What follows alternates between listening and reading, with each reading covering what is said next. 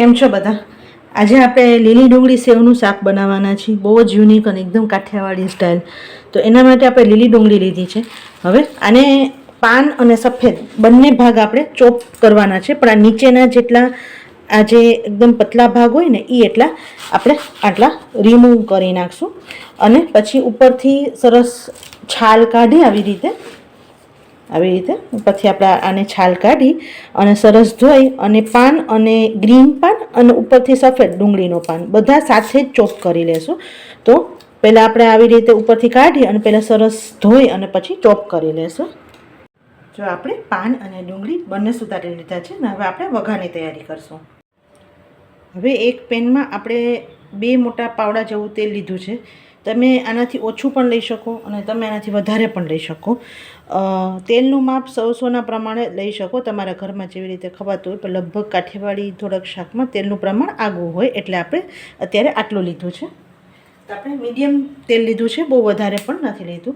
સૂકું લાલ મરચું છે એના આવી રીતે કટકા કરી અને નાખી દઈશું. અને અત્યારે વઘારમાં બીજું કશું નથી નાખવાનું. હવે ડાયરેક્ટ આપણે જે આ પાન સુધારેલા હતા લીલી ડુંગળીના લીલા પાન અને સફેદ ભાગ બે નાખી દેવાનો છે.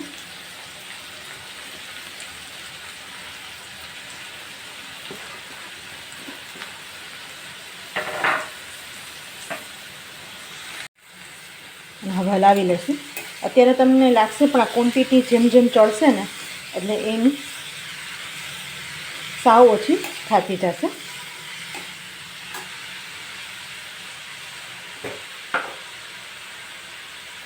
હવે એની અંદર સ્વાદ પ્રમાણે મીઠું નાખી દઈશું. મીઠું માપસર નાખવાનું, કારણ કે ગળી બહુ જ જાય. લીલી ડુંગળીનું પાન ને બધું હશે ને, મીઠું નાખશો એટલે એકદમ ગળી જશે. એટલે મીઠું માપસર નાખવાનું. પછી પાછળથી આપણને જરૂર લાગે તો તમે મીઠું નાખી શકો વધારે.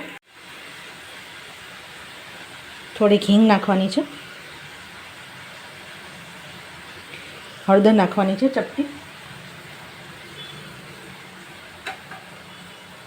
અને આને સરસ હલાવી અને મીડિયમ ગેસ ઉપર, બહુ હાઈ પણ નહીં બહુ સ્લો પણ નહીં, મીડિયમ ગેસ ઉપર હવે આને સરસ ચડવા દેવાનું છે.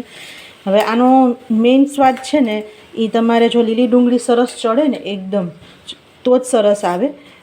એટલે જ્યાં સુધી આમ તેલ છૂટું ન પડે ને ત્યાં સુધી ચડવા દેવાનું છે અને પછી જ આગળની આપણે પ્રોસિજર કરશું. જો આપણે થોડું થોડું ચડવા આવ્યું છે. હવે આ શાકનું બહુ મસાલા, મરી મસાલા એવું કશું, બહુ ગરમ મસાલા એવું નથી નાખવામાં આવતું, કારણ કે લીલી ડુંગળીનો જ પોતાની જ એક તીખાશ હોય છે જેની જ તમને ખાવાની મજા આવશે. હવે થોડુંક આપણે 1 ચમચી જેટલું નાનું 1 ચમચી જેટલું ધાણા જીરું અને મરચું પાવડર. હું અત્યારે અડધી ચમચી મરચું પાવડર નાખું છું, કારણ કે લીલી ડુંગળીની પોતાની જ એક તીખાશ હોય છે. એ તીખાશ જ્યારે ચડશે ને એટલે એની મેળે જ તીખાશ આવે. એટલે અત્યારે બીજું કશું નથી નાખતી. અને મેઇન જે કોઈ પણ શાક હોય ને એનો વઘાર જ ખૂબી છે.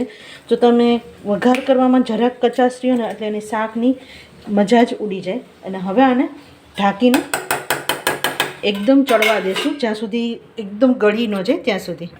હવે આપણે ચેક કરી લઈએ.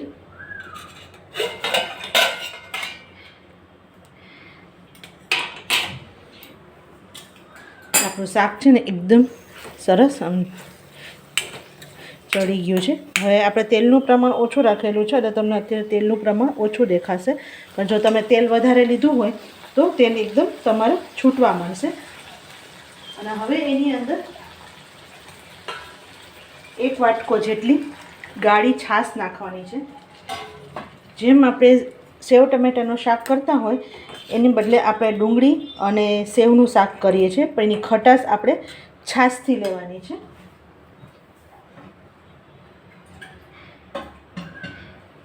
અને સાથે થોડુંક પાણી નાખવાનું છે, બહુ નથી નાખવાનું. એટલે સપોઝ તમે જેટલી છાશ લો એટલું 1 વાટકો છાશ લીધી ને 1 વાટકો પાણી નાખવાનું છે. સેજ આપણે થોડુંક બોઇલિંગ ઉપર આવે ત્યાં સુધી આપણે એને કૂક થવા દેશું.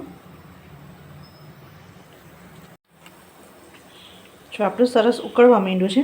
હવે હું આની અંદર તીખી અને થોડીક જાડી સેવ આવે છે એવી લઉં છું. તમે જે આપણે પતલી સેવની આવતી હોય ને એ પણ લઈ શકો, પણ આના હિસાબે ટેસ્ટ સરસ આવે છે. પણ તમે નોર્મલ સેવ પણ આવે છે એ પણ લઈ શકો અથવા ગાંઠિયા પણ લઈ શકો. તો આપણે ડુંગળી ગાંઠિયાનું શાક થઈ જાય, અને તમે સેવ લો તો સેવ ડુંગળીનું શાક થઈ જાય. અને આના બસ આપણે થોડીક વાર ઉકળવા દેશું. આપણે તૈયાર છે શાક, અને ગેસ બંધ કરી દઈએ. અને ભાખરી રોટલા સાથે ખીચડી સાઈડમાં હોય તો એકદમ મજા આવી જાય. અને આપણે આટલો જ રસો રાખીને ત્યારે જ બંધ કરવાનું, કારણ કે આપણે જમવા બેસીને ત્યારે રસો એકદમ સોસાવા મળશે. તો તૈયાર છે આપણે લીલી ડુંગળી સેવનું શાક. એક વખત ટ્રાય કરજો. ગમ્યું હોય તો લાઈક, શેર અને સબસ્ક્રાઈબ કરવાનું ભૂલતા નહીં. સાથે બેલ આઇકન દબાવી દેજો, જેથી આવનારા બધા વિડીયો નોટિફિકેશન તમને મળતી રહે. આવજો.